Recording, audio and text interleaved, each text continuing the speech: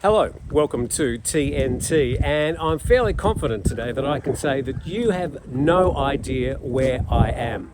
And well, admittedly, up about an hour ago, I had no idea where I was as well. But I think the lesson to be learned here is that you don't really discover Thailand until you do get off the beaten track. Now, as it happens, I found this very cute little cafe, and I'm about 40 minutes away from my home on motorbike, and I'm up in the far north of the island of Phuket. And the lesson is that you really got to embrace these moments that you take that wrong turn. You head down that soy, you're not exactly sure what's down there, but there's always going to be something interesting. In this case, a very cute little cafe. So get out of Patong, get out of Pattaya, get out of the comfort of Sukhumvit Road and embrace those moments when you're not exactly sure what's happening and you find these really cool little spots. This is TNT. Please subscribe to the channel below, and we've got a lot of very important stuff to talk about today.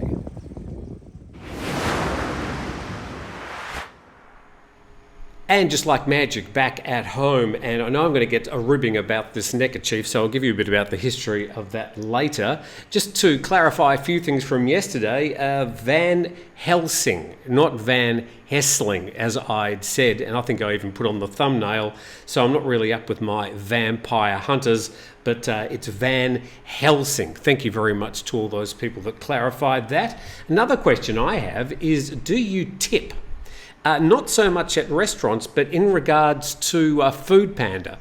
Now, I usually tip them about 20 baht when they come, especially if it's pouring with rain. I think they work over and above what they're meant to do when it's pouring with rain here. But do you tip? So I'd be interested, I'll probably do, I don't know, one of those special comments things on our community section. So I'm going to ask that question, and I'd be interested to hear about your tipping habits in regards to food deliveries. But let's have a talk about our main story today. Well, we've got two main stories, sort of topping and tailing the program. And there is definitely a crackdown going on in regards to immigration. Thai immigration continues overstaying crackdown. Passport checks take place across Pattaya and other places around Thailand as well.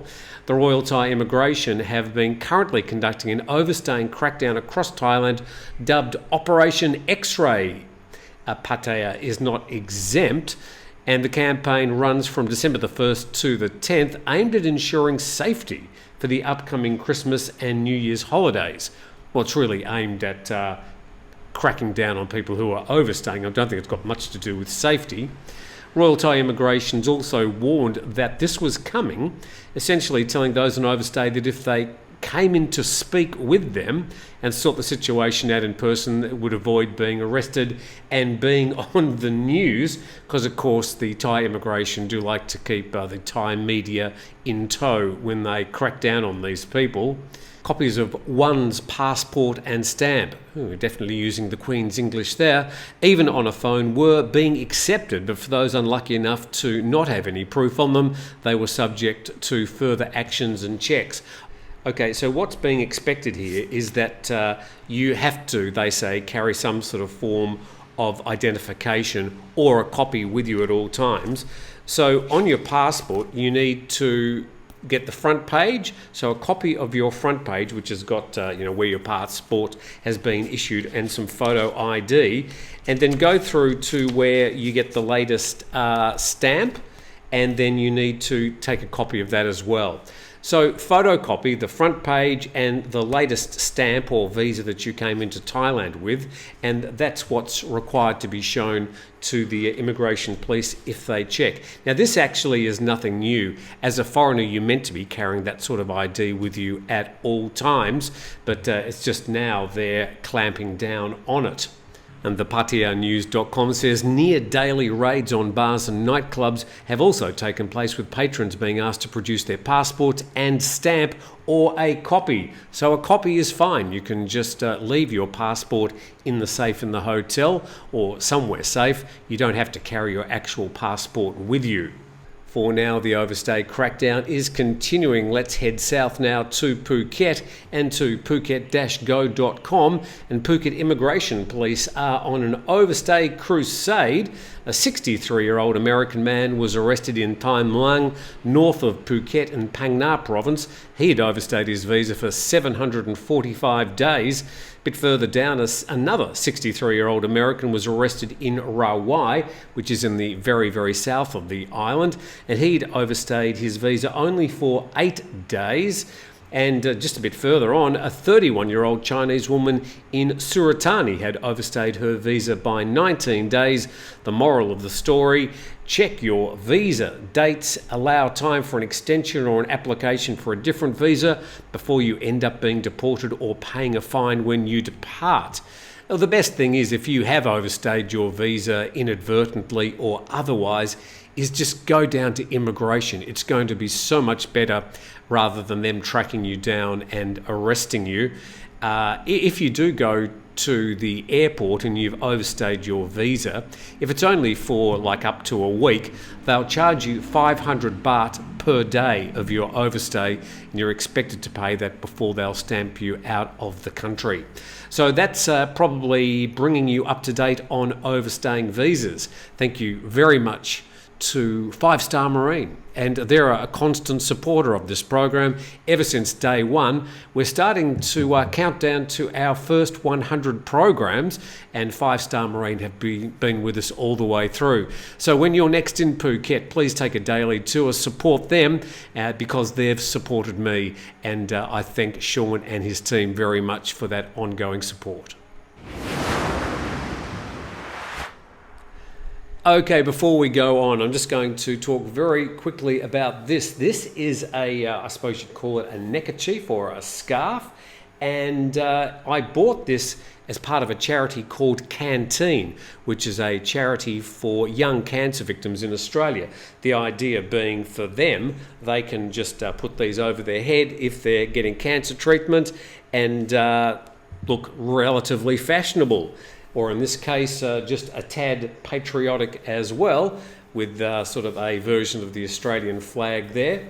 Now, I got this around about 25 years ago, and I used to wear it whenever I was sailing. I used to do a lot of competitive sailing and ocean racing. And here's a picture actually of one of the boats that I designed and built. The boat was called Mat Bianco. This was probably the last year I had the boat, and it was in its latest incarnation. I used to sort of change the mast and the keel and all sorts of things. Used to like tinkering around as an amateur naval architect. And there I am on the back of the boat steering it and indeed wearing this particular scarf. So it was a good luck charm, and I suppose I've been wearing it ever since. But it's, probably nearly 30 years old, but my little good luck charm. So that's when I wear it when I'm on a motorbike here in Thailand. This is TNT, and we'll get to a little bit of politics. Now, if you don't like politics, I'm going to spend probably 2 minutes on this. So fast forward through to the next part of the program. But some interesting things are going on as there's a sort of a shuffle going on in the lead up to the next election. And we start off with Thai PBS World reporting that a former Thai Commerce Minister, Minkwon, has joined Palang Pracharat Party. So Palang Pracharat is the leading coalition party at the moment. It looks like the Thai Prime Minister Prayut Chan-o-cha is going to shuffle off to another party, and so Palang Pracharat looking for a new leader that they can put up as Prime Minister. And it appears that this move may be saying that Prayut Wongsuwon, who's the director or the sort of the secretary of the Palang Pracharat Party, pictured there sitting next to Minkwon Sangsuan, is probably not going to stand as a candidate for Prime Minister. So a lot of jockeying in the lead up to the next year's election. And we move on to Thai PBS World, and they say that the Thai PM hints that he wants to stay on for another 2 years. Well, he's been around since 2014, and it looks like he's put his cards on the table saying that, yes, if he is elected as a Prime Minister next year, he will stay around for at least 2 years. He says that he can occupy the office for 2 more years only and promises to do his best so he can pass the baton to a successor who's recognised by the public. I would say his job is not to pass any baton. It's up to the Parliament and the people to elect another Prime Minister in the future. Asked what the target of his work next year will be, the Prime Minister simply said that if he stays on as PM, his term in office will expire in 2025. That was decided by the Constitutional Court back in October. The government's 4-year term is due to end in March next year, and a general election will be held within 45 days. And Prayut, down the bottom there, declined to comment on whether or not he'll join the Ruam Thai Sangchat party, which has been courting him. I think you can confidently predict that he, if not already done a handshake on that, he will be joining that new party. And on another piece of political news, Purge Thai Party unveils its 10-point Think Big manifesto, and a big arrow there to this lady, who is Pattongtarn Shinawatra. She is the youngest daughter of the former Prime Minister of Thailand, Thaksin Shinawatra. And get used to this face. I think you'll be seeing a lot more of it. And that story goes on to say that Thailand's opposition, the Purge Thai Party, they're calling it the Think Big Manifesto. It includes a daily minimum wage of 600 baht. At the moment, the minimum wage is between about 310 and 360 baht per day, depending on where you are in Thailand. A minimum monthly salary for new graduates of 25,000 baht.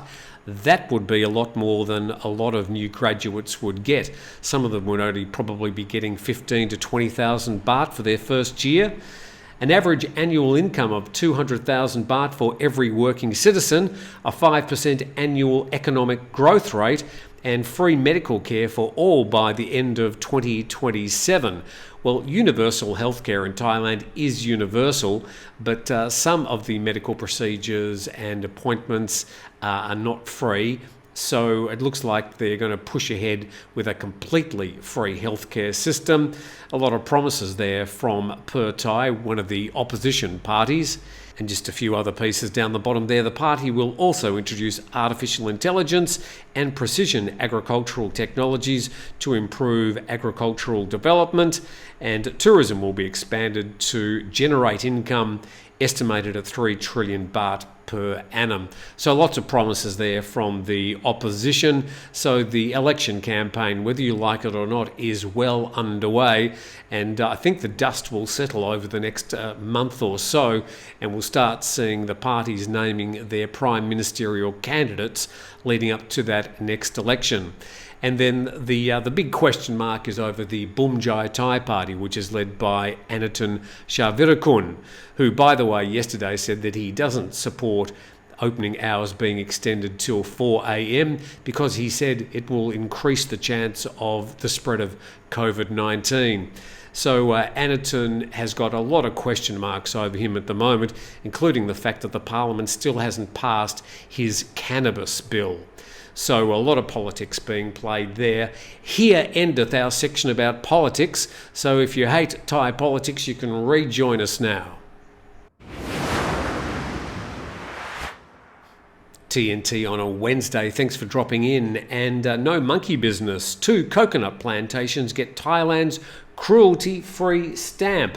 This reported by The Nation and became a bit of a thing back in 2020 when one of the animal rights groups pointed out that these monkeys were being, in their words, mistreated because these coconut plantation companies who were harvesting the coconuts and coconut milk were using the monkeys to climb up the trees and knock down the coconuts.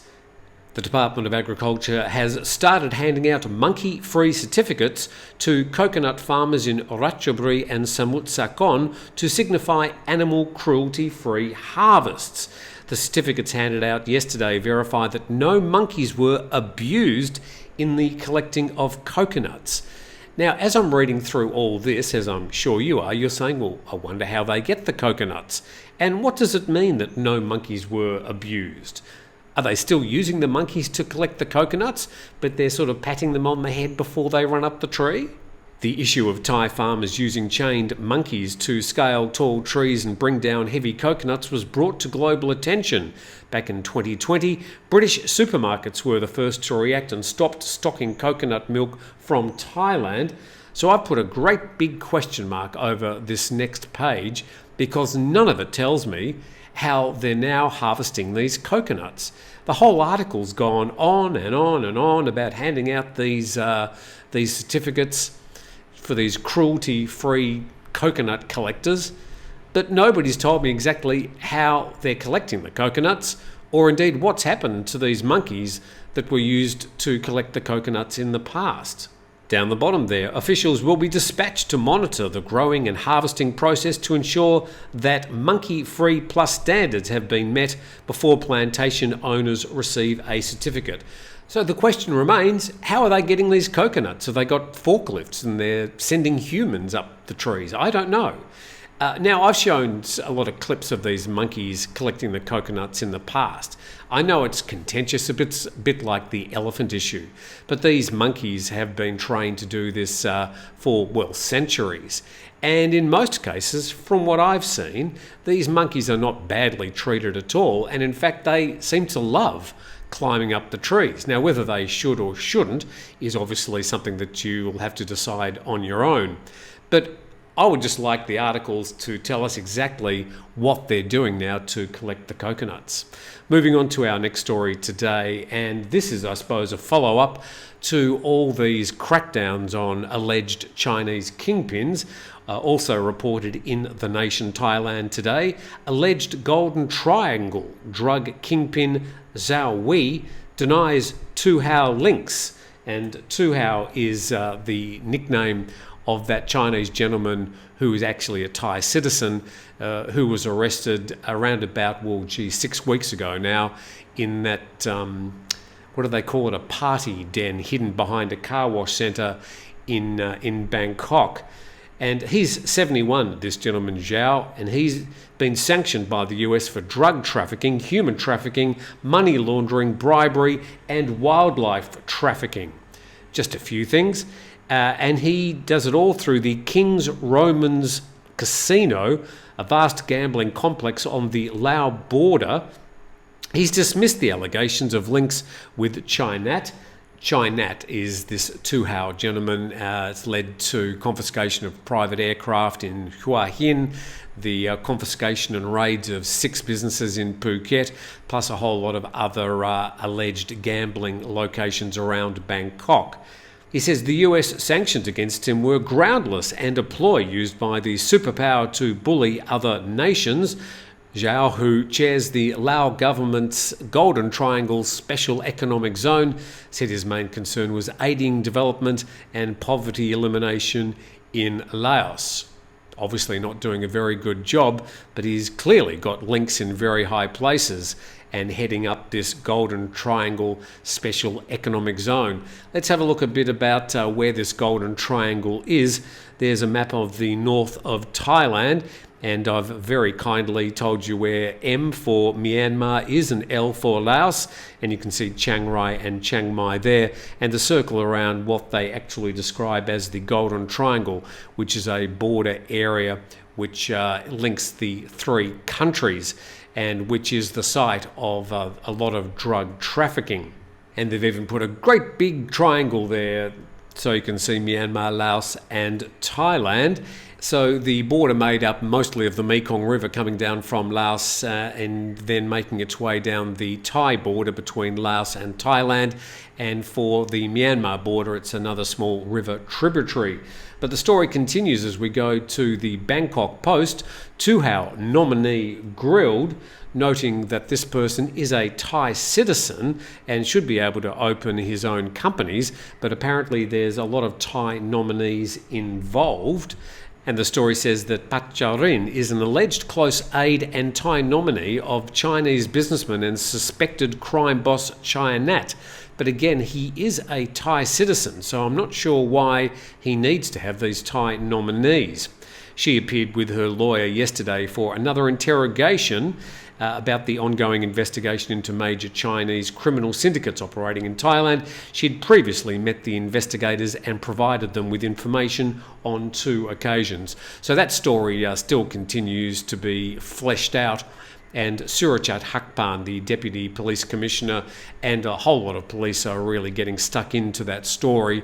And it looks like it's a very big crackdown indeed on Chinese businesses with Thai nominees.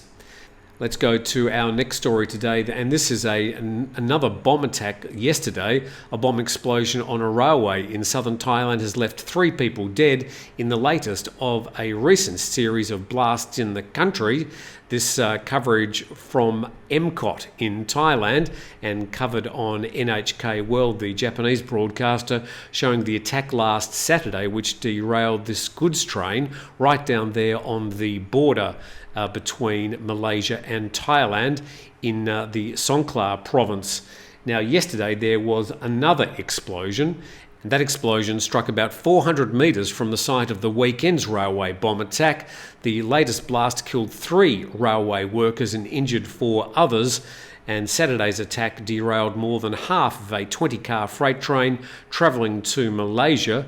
The local media reported that workers were repairing the damaged tracks when the blast took place. So just noting that the State Rail Authority here in Thailand has promised to pay for the funeral expenses and compensation for those 3 men killed, and there's 4 others who have been injured. More violence down there in the southern part of Thailand. Well, we're finishing today's program roughly where I started, overlooking Phang Nga Bay. That's mainland Thailand over there. And I hope that you sometimes get off the beaten track, take the wrong turn, and see what you find as well. There's a link in the description of exactly where I am, just in case you want to find a very cute little spot and a nice little place for selfies as well, north of Phuket. But thanks for watching today's TNT. Let's do it all again tomorrow.